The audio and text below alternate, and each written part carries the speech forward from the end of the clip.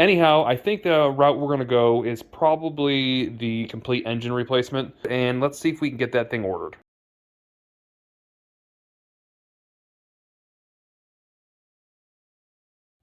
Ha! Snaked you. Now, you didn't actually think I was going to just go get another engine and put it in, did you? That's not what this channel's about.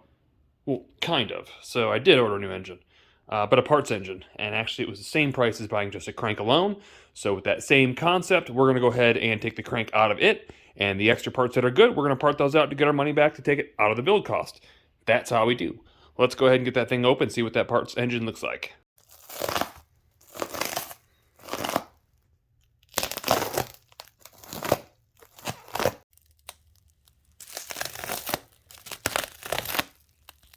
All right, guys, so there you go. There is the replacement parts.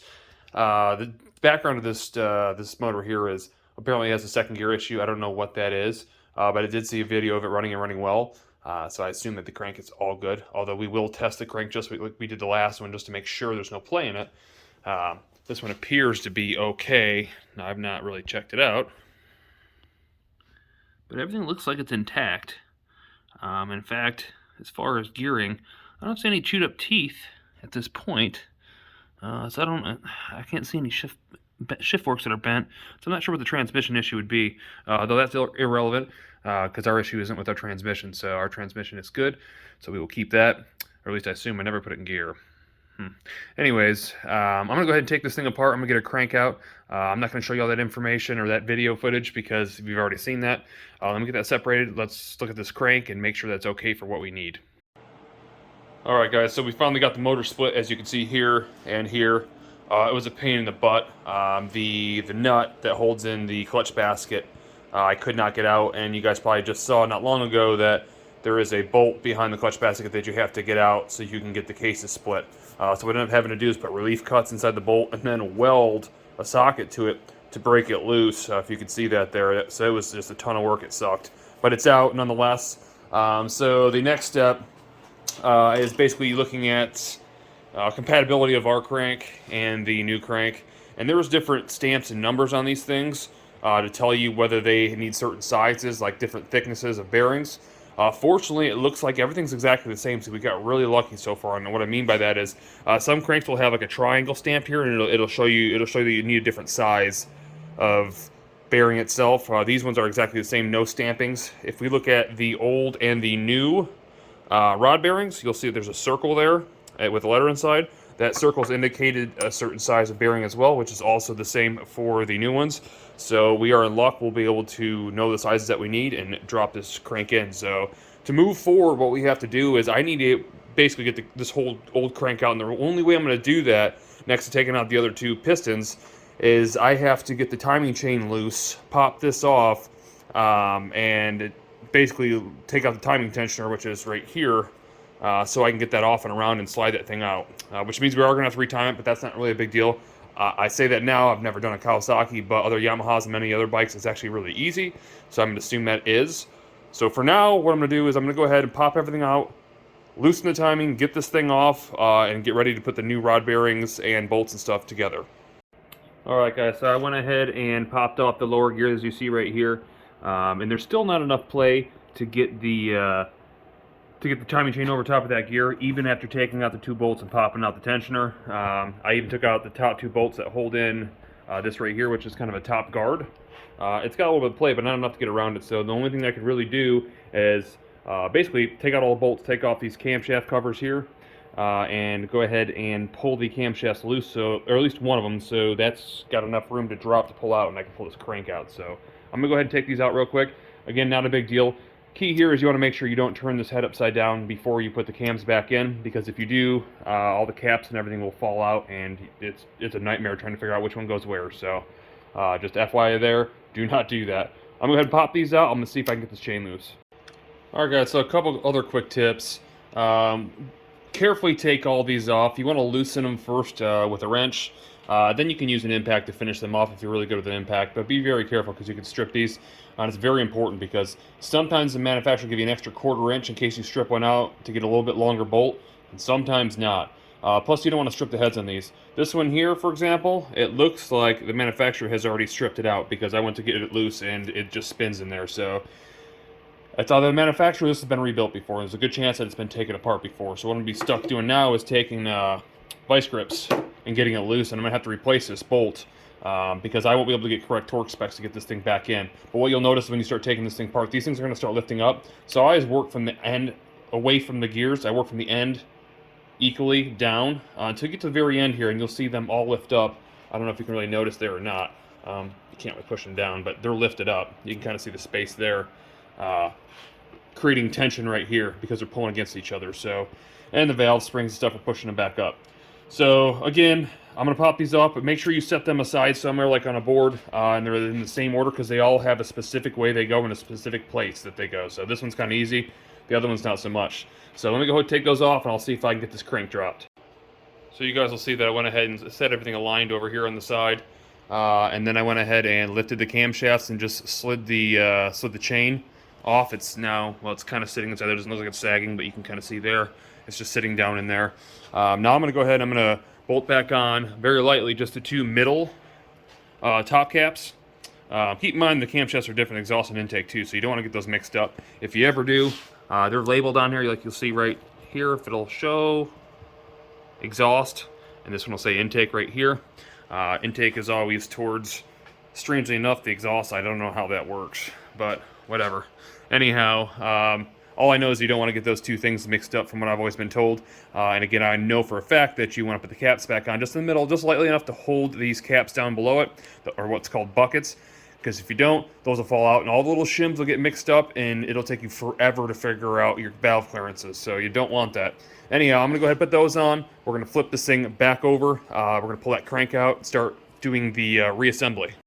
So there it is out. You got to be careful because the second you try to tilt this thing back up, it just wants to plop out into your stomach. So I kind of press my belly up against it to try to hold it in.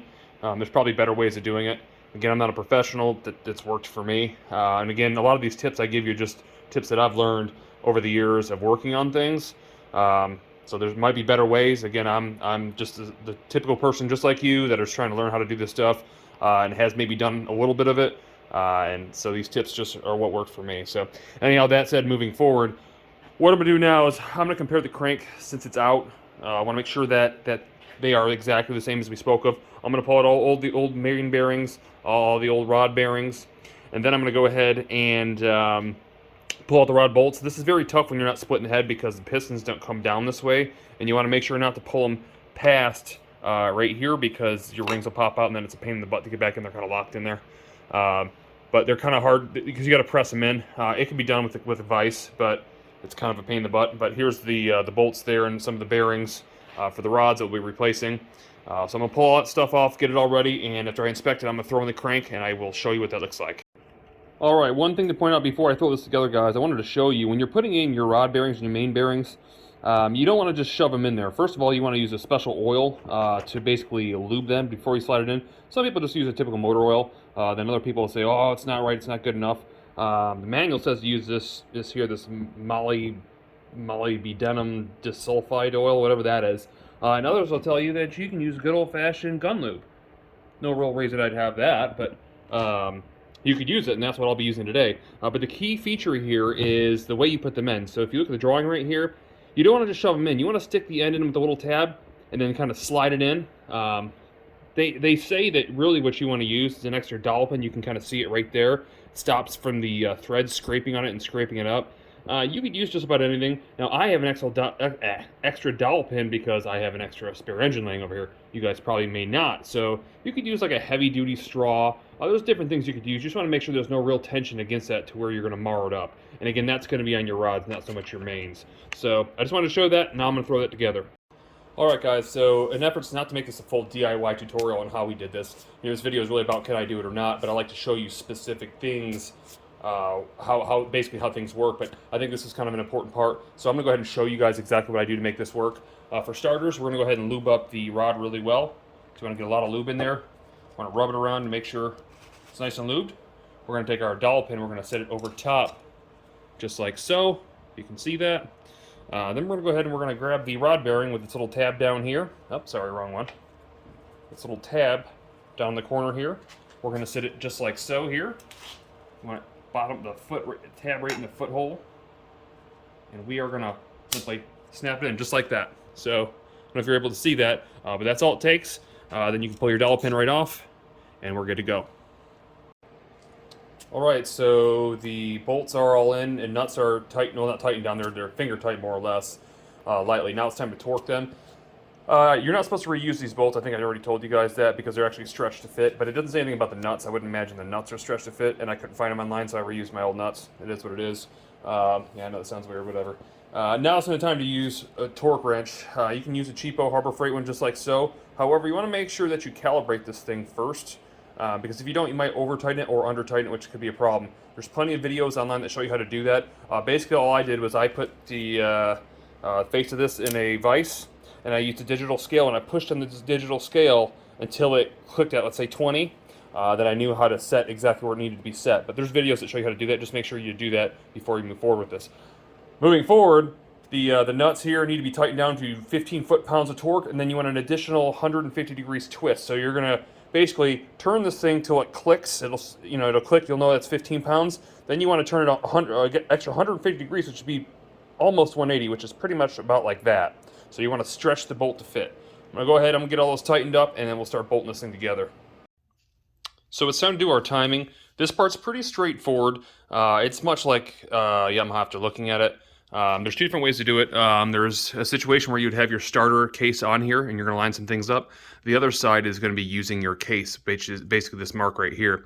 If you can look real close, you'll see there's a timing mark on our cam right here, or whatever that thing's called, starter gear. I don't know what that thing's called, but whatever it's called, there's a mark on it. And we want to line it up directly with this case split right here. Now, we have to make sure that our cylinders number 1 and 4, which is our outside cylinders here and here, are at top dead center. Just go ahead and take like a long screwdriver like so. Slide it down through your hole, just like so. And what we're going to do is we're going to go ahead and we're going to turn this and make sure that the screwdriver here is at its highest point. Either side of the bank, whatever is easier. For me, this one's closer, so I'm using this one. Doesn't matter how you do, but you're going to turn it, and you're going to again make sure that this mark right here clockwise goes all the way to this mark right here, and again your screwdriver's at its highest point. So let me go ahead and do that, and I'll show you what it looks like. Alright guys, so I think I found a typo in the factory service manual.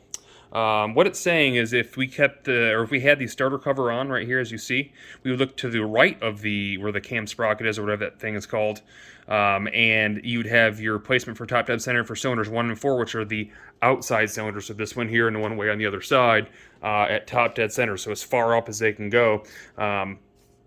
But it also says if we don't have that on, we can do it the other way, and we can look towards the back and make that little point face towards where the case cracks, and it would be top dead center for 1 to 4. Well, that doesn't make any sense because it's top dead center when it's to the right, not to the left. So I think that's actually supposed to be for 2 and 3, not 1 and 4, because it physically can't be. Anyhow, moving forward, we are going to set it up right now.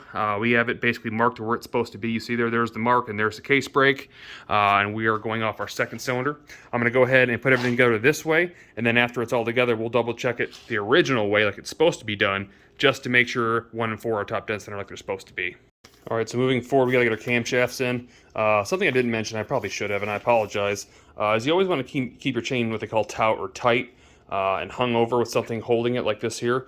It could be a piece of string, it could be a wire, whatever you want to use. A lot of times I'll just take a wire and I'll wrap it around like down here to hold it, just to make sure it doesn't fall in and we don't have any chain slack in the bottom. So you want to visually inspect that is not like that, and it is not.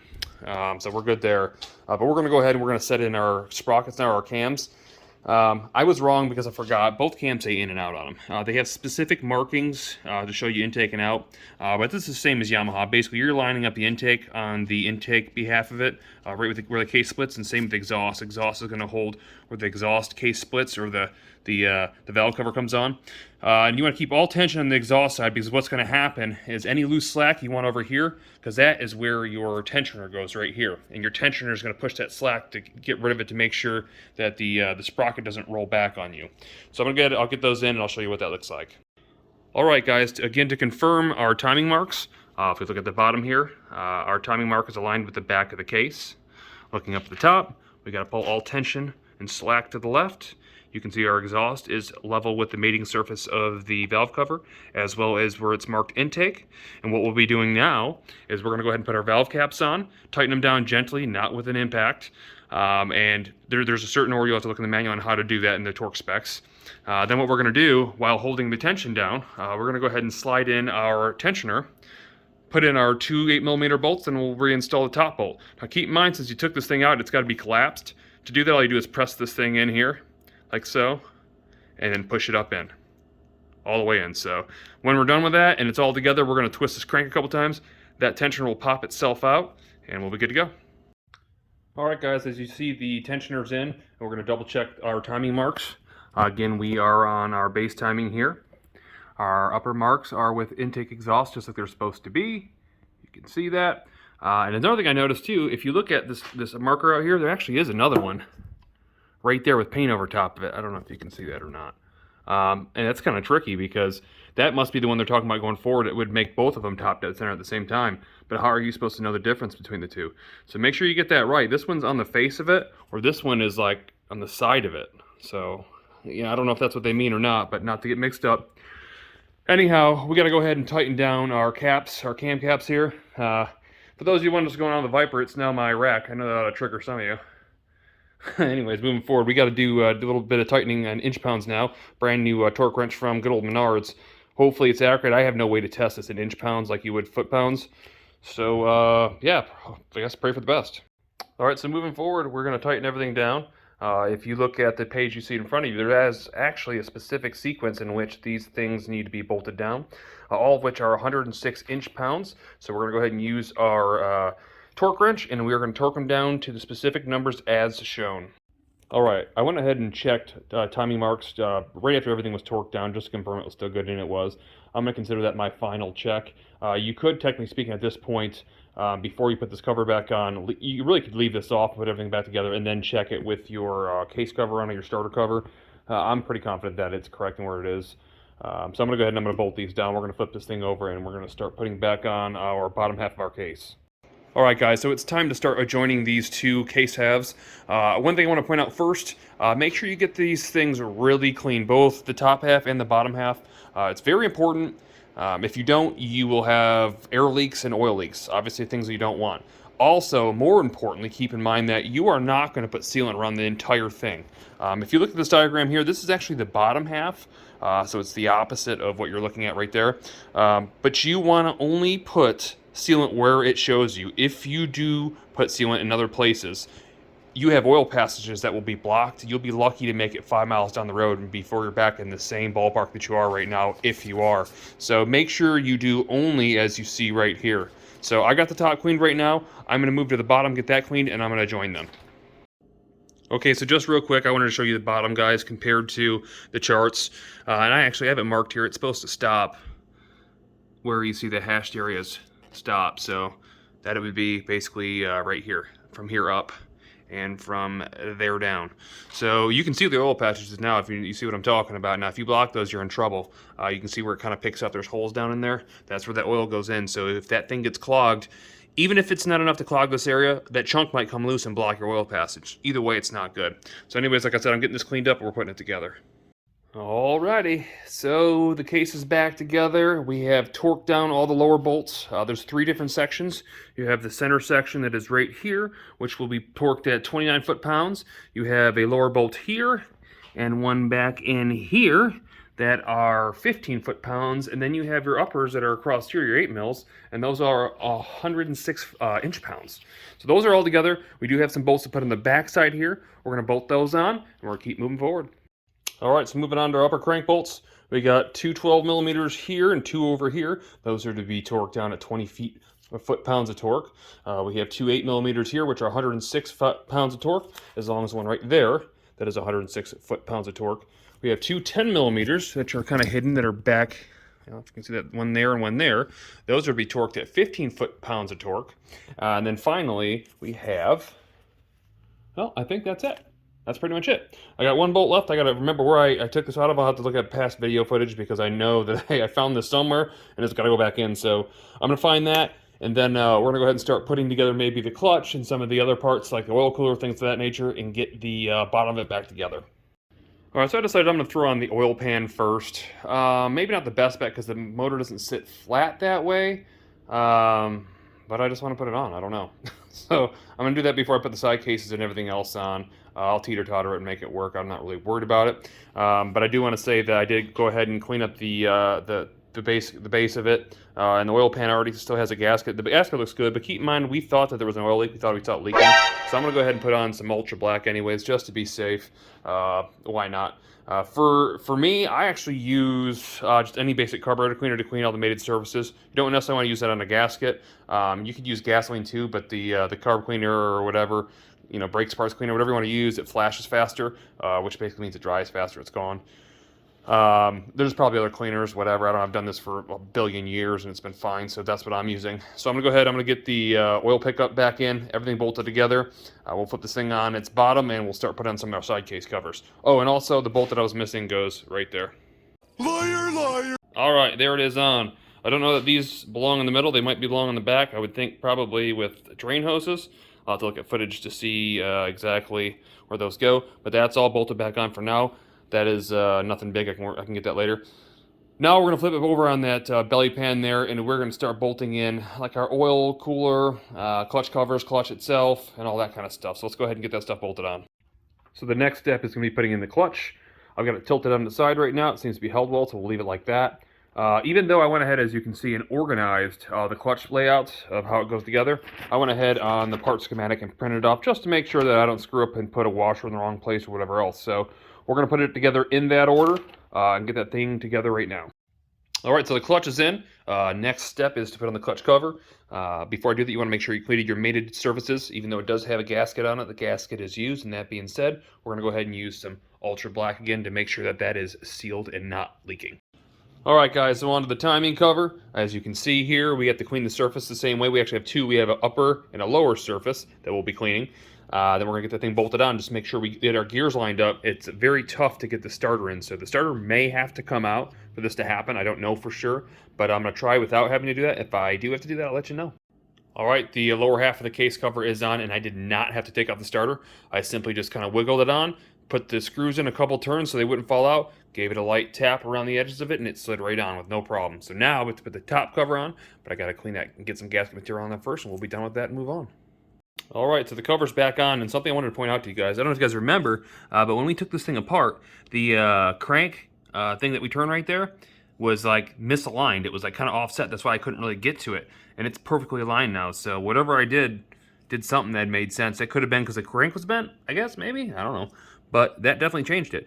So I'm gonna put the two cap holes in now, and we're gonna move forward to the other side. We're gonna get the stator rectifier side put together, and we're almost to the end of this. All right, guys, so there you have it. It's almost complete. The only thing we have left to do as far as assembly is the oil cooler. Not a big deal. Before we get to that, I have a couple things I want to do as far as test to make sure we're in the clear. So first things first, you can see it's spinning right now. It's in neutral. That's good. I can't do this with one hand. I'll have to use two, but we're going to want to try to stick that in first gear to make sure it sticks and the transmission is doing what it's supposed to. The other half of that is flipping this engine back over, opening the inspection window for the crank, and turning it over to make sure there's no binding or problems as far as valves or anything else. Because you want to do it by hand before you use a starter to make sure it turns over, and before you even start it at that, it's kind of stepped, just to make sure you're in the clear and that you got your timing right and everything's okay. So I'm going to go ahead and test these couple things, throw on the oil cooler, and I think we're almost going to be ready to throw this back into the bike with the exception of, a few hose clamps and stuff like that. So let's go ahead and move forward. All right, guys, so a bit of a hiccup. Just like I told you, you want to make sure that you want to test to make sure this thing turns over with no resistance or very minimal resistance, so you're not fighting it to turn over. Well, mine came to a complete stop. It would turn about a quarter turn and completely stop. Try to go back the other way, go back the quarter turn and stop, and it wouldn't go any farther. 90% of the time that happens is because your valves, or you're not timed right, and your valves are stopping the piston from going up. You do not want to force it, okay? You need to be smart.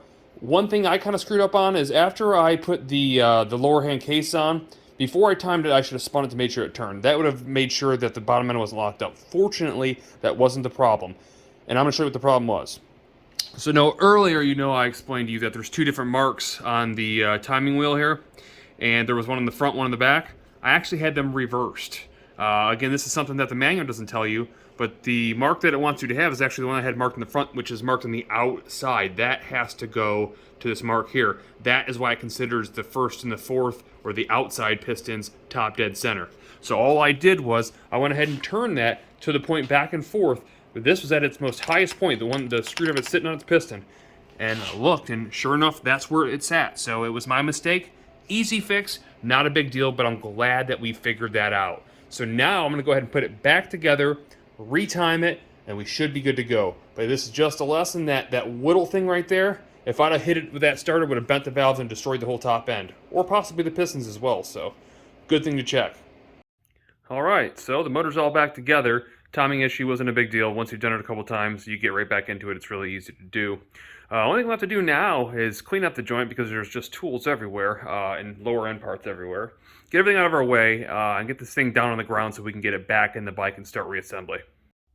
All right, guys, so we're going to call that a wrap on this video. Make sure to tune back into the next video showing us tossing in this engine, seeing if it runs, and finding out just how successful this project actually was. If you found this video helpful or entertaining, hit that like button as it helps fund these videos. And if you're not already, make sure you click that subscribe button to see all future content from this channel. Last but not least, if you want to be the first to see how this project turned out, click that bell icon just next to the subscribe button to be the first to be notified. I'll see you on the next one.